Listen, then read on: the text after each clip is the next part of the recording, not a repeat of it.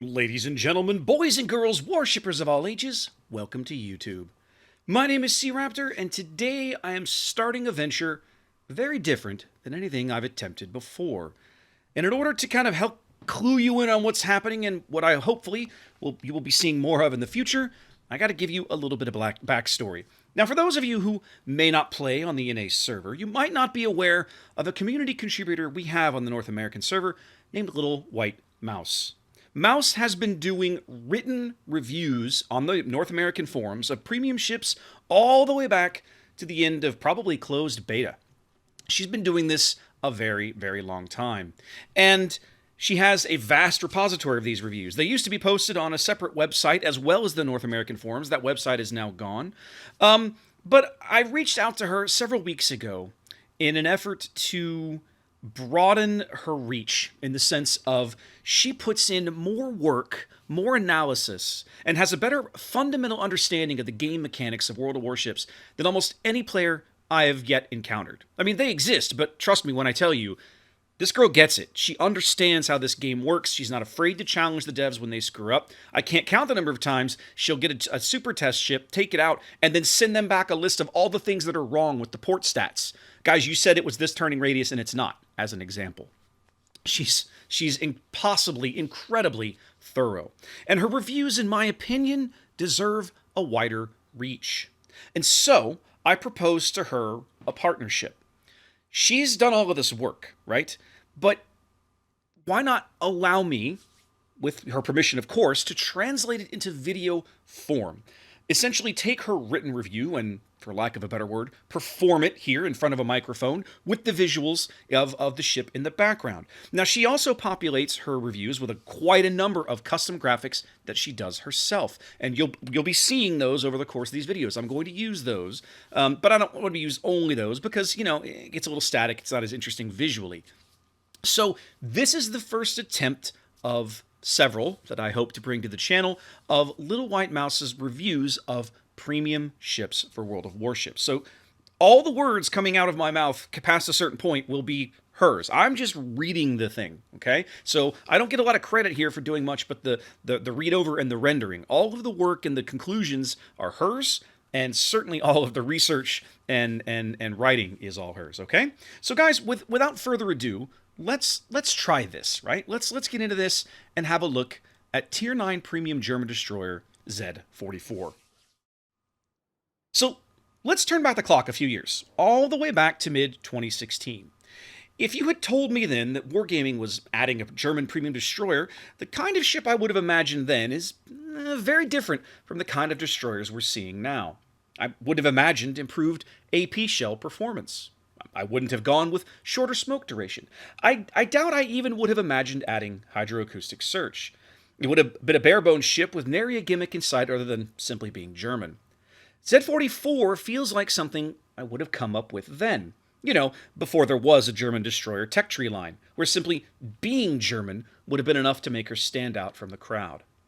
In this regard, Z-44 reminds me a lot of Bliskovich's design. At a glance, Z-44 is a hybrid destroyer with a slight torpedo bias. She has nothing special in the way of consumables, save that short-duration smoke generator. Her gunnery is lackluster. Even her hit point pool was modest. With the near-constant string of quote-unquote more different designs entering the game, it seems like Z-44 doesn't have a chance to stand out and capture attention. Simply being German isn't enough to sell Z-44, not when there's a glut of other premium destroyers like Z-39, T-61, and her sister ship, Z-35. Yet, hidden within this unimaginative veneer, Z-44 has some frightening potential that echoes the terror of Tier 9 American premium USS Benham. So what are the pros and cons of this ship? Well, for starters, she has a very solid chunk of health with 19,400 hit points. Her overall damage per minute with her AP shells is pretty good, and she has excellent HE penetration, allowing her to directly damage up to 32mm hull sections on enemy ships. She has a very fast reload on 2 quintuple torpedo launchers mounted along her center line. And she has pretty good range, 12 kilometers, and speed, 64 knots on those torpedoes. What are the cons of this ship, though? What's dragging her down? Well, she has horrible high explosive damage per minute out of her shells and fire chance. She has pretty bad gun handling with terrible rearward firing arcs. The torpedoes themselves are fairly anemic, only 13,700 damage per warhead. Her rate of turn is not amazing. She has very, very short-ranged AA firepower and no flak available to her whatsoever. And she's a German destroyer without hydroacoustic search. Z-44 is ostensibly a torpedo destroyer. This doesn't deviate much from the formula first played at Tier 2, so even an inexperienced player will find the premise familiar. Her gameplay focuses around putting fish in the water and keeping herself from being detected, which is pretty bare-bones material for destroyers. The only reason that this doesn't merit a simple skill rating is the added complexity of surveillance radar ranges with which she must contend, especially with her fish being incapable of outranging Soviet versions of the consumable. There's a lot of potential, however, for expert players to tease more performance from this ship. This includes, but isn't limited to, quote-unquote, just dodging, knowing the spotting ranges of rival destroyers, knowing which of these destroyers your ship is capable of defeating in a gunfight, and how to go about doing that, how to bait out and survive enemy radar, etc. This, again, should be familiar for enemy veterans who have put a lot of time into torpedo destroyers that have only a modest gunship element to their gameplay. As we look over Z-44's consumables, what's most noteworthy about them is what she lacks. She doesn't get access to hydroacoustic search, which is found on most German destroyers. This is a noteworthy and significant drawback. Her damage control party is standard for a destroyer. It has unlimited charges, a 5-second active period, and a 40-second reset timer.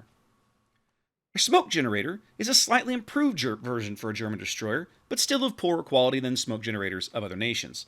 It has a 20-second emission time, with each cloud of smoke lasting 77 seconds instead of the normal 73 for Tier 9 German destroyers.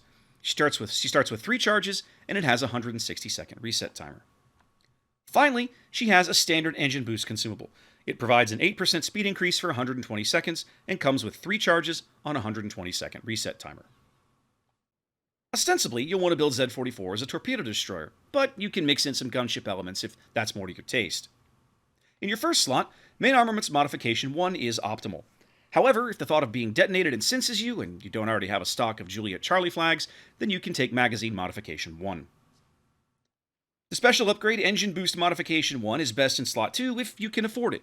It'll set you back 17,000 coal from the armory. If that's not available to you, default to engine room protection. Given her reliance upon her torpedoes, Torpedo Tube Modification 1 is best in slot 3. This combines with Main Armaments Modification 1 to further reduce the chance of your tubes being temporarily disabled and increases her torpedo speed from 64 knots to 67.2 knots. If you're looking to make better use of your guns, equipping Main Battery Modification 2 to increase her sluggish turret traverse will go a long way to improving her quality of life. Otherwise, default to Aiming System Modification 1. Propulsion System Modification 1 is your best choice in slot 4, giving you more acceleration from a dead stop, which is helpful when island camping or hiding in smoke. If you prefer a more open water style of play, then Steering Gears Modification 1 is better. To no one's surprise, Concealment System Modification 1 is still optimal in slot 5. Steering Gears Modification 2 is a poor substitute, but it has some minor viability when paired with Steering Gears Modification 1. And finally, Torpedo Tubes Modification 2 is your best choice in slot 6 for the Torpedo Destroyer role. This reduces her reload from 85 seconds to 72.25 seconds, or all the way down to 65 seconds when paired with the Torpedo Armament Expertise Commander's skill. Alternatively, for improved gunship performance, take Main Battery Modification 3 to drop her reload from 4.2 seconds to 3.7 seconds, or all the way down to 3.33 seconds with the Basic Firing Training Commander's skill. Note that this does reduce her gun rotation rate from an already lethargic 8 degrees per second down to 7 degrees per second. The choice on how to play Z-44 solidifies with her commander's skill choices. I've highlighted some of the better skills for her, but you can't afford everything. Start with your choice of Tier 1 skills. I prefer a priority target, but preventative maintenance and incoming fire alert are reasonable choices. If you end up with 1 skill point left over at the end, do not double up on priority target and incoming fire alert. Always pair them with preventive maintenance instead. Next, grab the 3 skills highlighted in yellow circles. Last Stand, Survivability Expert, and Concealment Expert. These are the mandatory destroyer skills that should be present on all of your destroyer commanders. If you've elected to play Z-44 as a dedicated torpedo destroyer, the torpedo armament expertise skill is a must. If you're leaning more towards playing a more traditional German gunship, then you can skip it. After this, pick any of the red square skills to your taste. In my testing, I favored 2 builds after taking torpedo armament expertise. The first included Adrenaline Rush paired with radio location. The alternative propped up my gunnery a little bit with basic firing training, expert marksman, and preventative maintenance. Z-44 comes with the Type 10 Camouflage, providing the usual Tier 9 premium ship bonuses.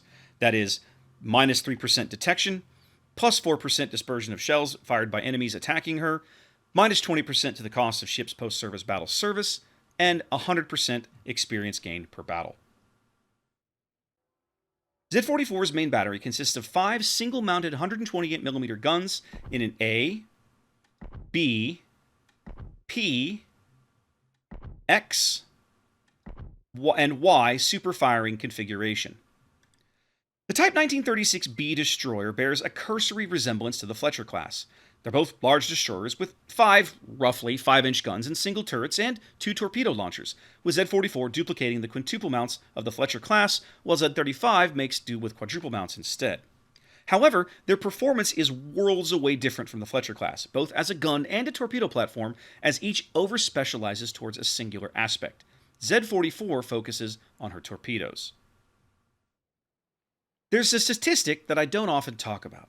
It largely gets lost with all of the noise I make about gunfire arcs, fire setting, and DPM. Now, don't get me wrong, we're still going to talk about all of that, but there's an element that conspires against both Z-35 and Z-44 to make them less than ideal gun platforms. Wargaming defines these terms as fuse arming threshold. Fuse arming threshold is the minimum amount of steel an AP shell needs to hit before the fuse on board arms. If a shell fails to strike a plate thick enough, it will continue to pass through the ship without exploding. In games terms, this means that you'll only see overpenetrations unless the shell hits something thick enough to prime it. This value is normally 1/6 of the shell diameter. In both Z-35 and Z-44's case, this works out to 21 millimeters. Now, this value is important because most of the structural steel on destroyers does not exceed 19 millimeters, with Tier 6 and 7 destroyers primarily having only 16 millimeters. This means that unless an enemy destroyer angles, thus increasing the straight line thickness of her armor, Z-35 and Z-44's AP shells cannot arm and will only ever overpenetrate in destroyer knife fights. In order to fuse against a Tier 8 destroyer hull, your target has to be angled 35 degrees towards you. In order to fuse against a Tier 6 or 7 destroyer hull, it needs to be angled 40 degrees towards you. So unless your opponent is taking an aggressive stance, Z-35 and Z-44's AP shells will almost never fuse. This is stupidly important when you begin comparing the damage output of their guns. Z-44's DPM drops from a touch over 70,000 AP damage per minute to 21,000 and change. Compare this to the 35,000-ish DPM of her HE shells. Now, why does this matter? Because Z-44 has absolutely garbage damage output on her HE shells. This is owing to Z-44's slower than expected reload. Unlike Z-35, which reloads 0.6 of a second faster than expected for a German 128mm gun, Z-44 reloads 0.2 of a second slower. So not only is she one whole barrel behind Z-46, her guns are individually putting out shells at a reduced rate. Z-44 cannot keep pace with the damage output of other destroyers, not when there's a risk of her AP shells overpenetrating. In knife fights, this is a death sentence unless your opponent is fool enough to offer that precious angle where your shells can penetrate, but that they don't angle so much that it prompts a ricochet check. These close-range duels are made all the more uncomfortable by Z-44's poor gun handling and awkward fire angles. You can deep spec into Expert Marksman and Main Battery Modification 2 to make up for her sluggish turret traverse if you wish. This largely relegates Z-44's gunnery to the role of bombarding larger ships, such as cruisers and battleships, and outright avoiding destroyer-on-destroyer engagements unless she has the very obvious upper hand. In this regard, she very much reminds me of Japanese torpedo destroyers. In that role, Z-44 is much better suited. Not only are her AP shells more likely to find hull sections that will arm them properly, her HE shells can take advantage of their increased penetration. Z-44 can damage up to 32mm hull sections with her HE rounds without having to resort to using the IFHE commander skill. This boosts her admittedly poor fire-setting characteristics relative to gunships like Kitakaze, though it's not enough to pull it out of the doldrums. When fully upgraded, she is no better at setting fires than a Fletcher class. Similar to the Fletcher class, her ballistics are a little on the floaty side, so boosting her range is ill-advised as gunnery becomes uncomfortable at anything beyond very modest ranges. Overall, Z-44 is a very poor gunship. Duels with enemy destroyers are limited to opportunistic strikes at best. While her AP shells can put out some respectable damage, she's far from a terror when it comes to hammering larger ships from afar. Fortunately for everyone, the woes of Z-44's guns are paid back in full with her torpedoes. She is a torpedo destroyer after all, which is odd, because at a glance her torpedoes look kind of crappy. The key thing to remember here is, do not let the damage per fish fool you. The strength of Z-44 as a weapon platform comes from the combination of her 2 quintuple torpedo salvos and their wickedly fast reload. Fully upgraded and specialized to cut down her reload time, Z-44 can drop a full spread of torpedoes every 65 seconds at full health. Add on the Adrenaline Rush skill, and at 50% health, Z-44 is launching torpedoes every 58.5 seconds. This is faster than a lot of her opponents expect, given that it can take between 49 and 70 seconds for her torpedoes to run to their full range, depending on how you have the ship configured.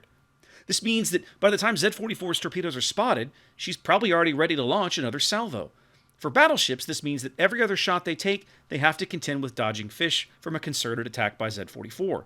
This makes closing with Z-44 dangerous for larger ships, especially if they do not have a hydroacoustic search consumable ready. Though her torpedoes do not have improved concealment, the fan of 5 torpedoes per launcher presents a serious challenge when it comes to dodging.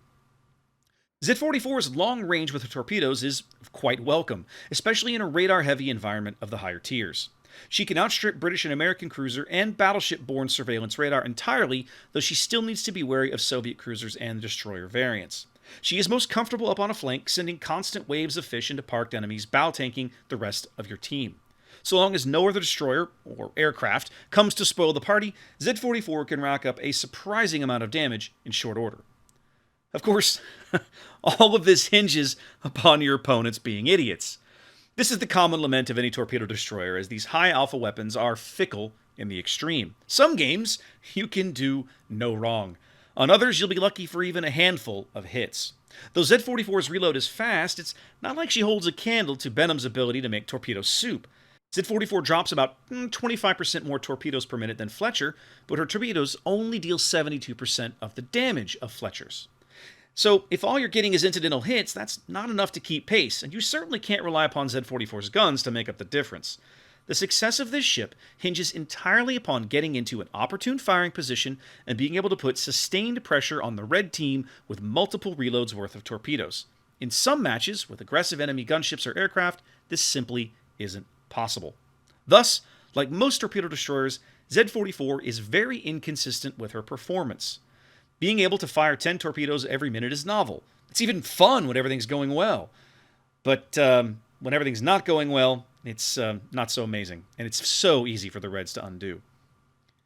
At the end of the day, her guns are worse than they look, and relying on them will get you into trouble. Her torpedoes are amazing and a lot of fun to use. She's not quite Benham levels of torpedo trolling, but she gets pretty close.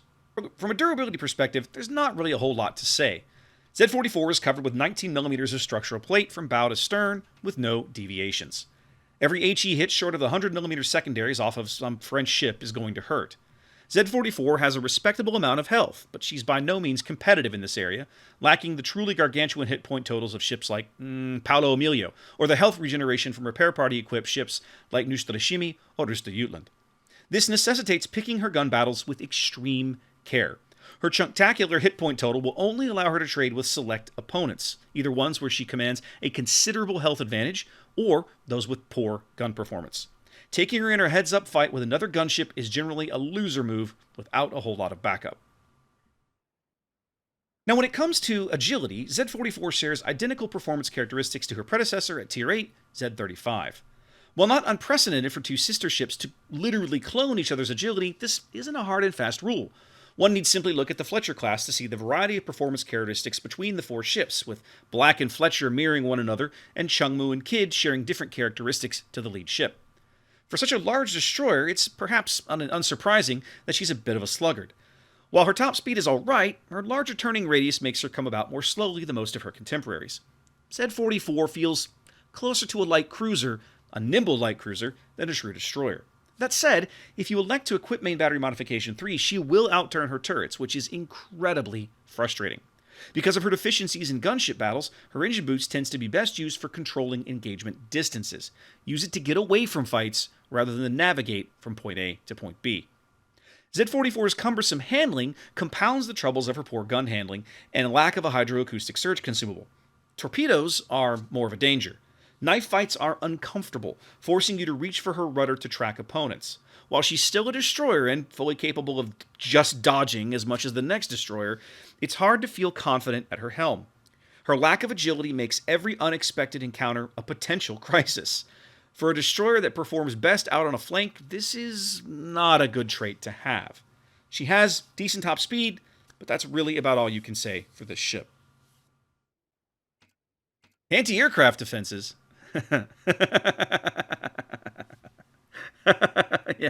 Yeah, good luck with that. Now, speaking of vision control, it's not Z-44's guns nor her torpedoes or health that defines her so much as her ability to control vision. Let's start with her consumable situation. As has already been lamented, Z-44 does not have hydroacoustic search. Were she a destroyer from any other nation but German or British, it wouldn't even be worth mentioning. However, German destroyers normally do have a hydro to play with, and the fact that Z-44 doesn't is an unfortunate exception. Given her role, this isn't a terrible handicap. However, there's no arguing that having said consumable isn't advantageous. Without it, this further limits what team play this fat destroyer provides. She's certainly a clumsy forward spotter, and we'll get to that in a minute, but with hydro, she could occasionally be of some use sniffing out torpedoes, and under very extreme duress, given her gun performance, enemy ships hiding in smoke. On more than a few occasions during playtests, I've found myself noting all of the circumstances where it would have helped, including 2 close-range gun duels with a Kitakaze and 1 with a Fletcher through smoke. Boo earns, I say. It's even more unfortunate that Z-44 doesn't conform to the German norms of having hydroacoustic search, but does conform to having one of the crappier smoke generators in the game. Now, before I get too headlong into my BS here, let me be fair. Z-44's smoke generator is improved over the standard baseline version for a Tier 9 German destroyer. Her smoke clouds should only be lasting 73 seconds. Instead, she gets a Tier 10 version and a bonus of a whole 4 more seconds per puff. Woo! Please note my dripping sarcasm. Compare this to the 93 seconds enjoyed by Japanese and Soviet destroyers, to say nothing of the 127 seconds enjoyed by those filthy capitalist pig dogs from America. So, while all of that isn't looking good, it's made worse by her horribad surface detection.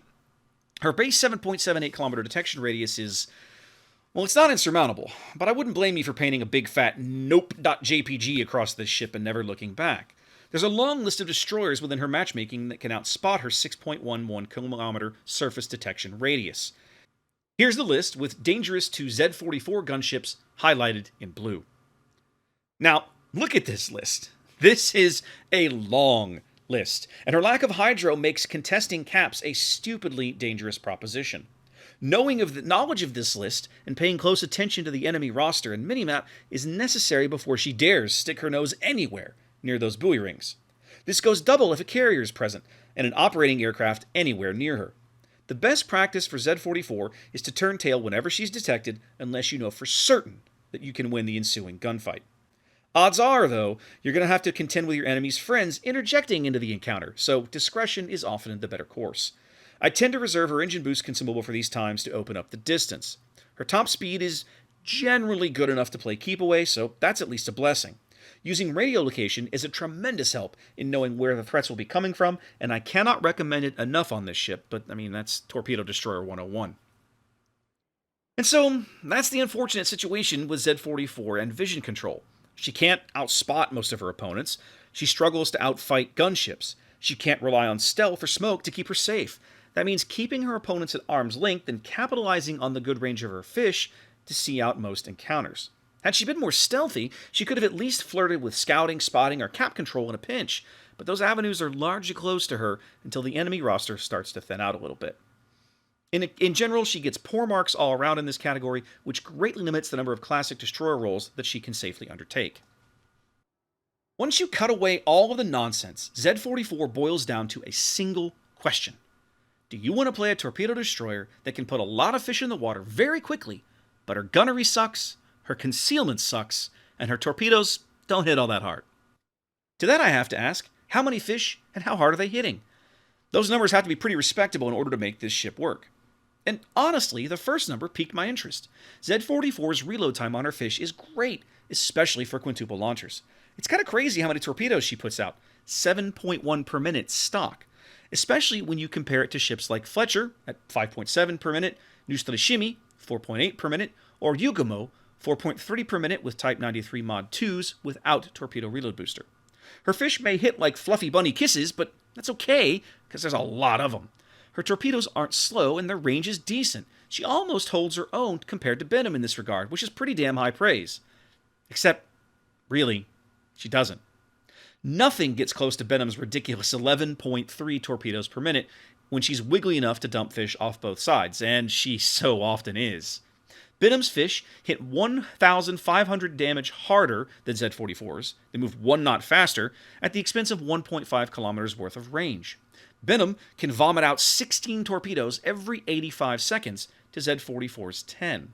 So while Z-44 echoes some of that performance, it's definitely not on par. I suspect Wargaming is more than a little gun-shy of repeating that particular mistake. Z-44 puts out a lot of torpedoes, and she puts them out quickly, fast enough to be viable, but not so fast as to be immediately compelling. This is her entire gimmick. Like it or lump it. Now, all of this said, it would be a mistake to underestimate what Z-44 can do. She is definitely a ship worth keeping an eye on if it appears on the enemy team. Torpedo spam is not fun to contend with if you're playing in a battleship. While Z-44 is an easy mark for destroyer hunters, be they cruisers, carriers, or other destroyers, left to her own devices, she can cause a lot of chaos in a short amount of time. I will leave it to angrier people than me to declare whether or not Z-44 is good for the game. You can go check out their YouTube video reviews when you're done here. As an investment, I'll give her a pass. If I'm going to play a vulnerable torpedo destroyer, I'd rather have the ability to sneak around or push a cap. For novel torpedo action, I'll reach for a Sashio. Z-44 is okay, but short of using her to complete, get X number of torpedo hit missions, I'm not likely to want to play her again. It's been a while since I've let a JPEG have the last word in one of my reviews, so here you go.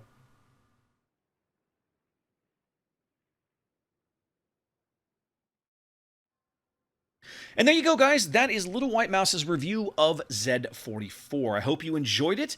The recommendation I'm going to make here is if you want to see additional reviews come to the channel in this nature, please, please, please comment on this video and let me know. This is a trial run right now. I did this one as a one-off. Mouse has approved it. We're posting it to the channel. We want to kind of see what reaction we get and see if it's worth continuing. Okay? The other thing I want you to do is go to her Patreon. If you appreciate the work that she does, if you appreciate the amount of effort and the knowledge and the skill it takes to write reviews of this quality and her efforts to review all of these premium ships as they come out to help you decide to spend your hard-earned money, it is worthy of you to just, even if it's just $1 a month, right? 50 people at $1 a month is not an insignificant amount of money, and I can't imagine that there's not a few dozen of you out there that would not be willing to back her up on this. So go check out her Patreon. Link's right there in the video. I'm going to put it down below as well. Please go support LittleWhiteMouse in her continued efforts, and let us know if you want to see more of these videos come to the channel. Thanks, guys. Appreciate it. Wash your hands. Be safe, and we'll catch you next time.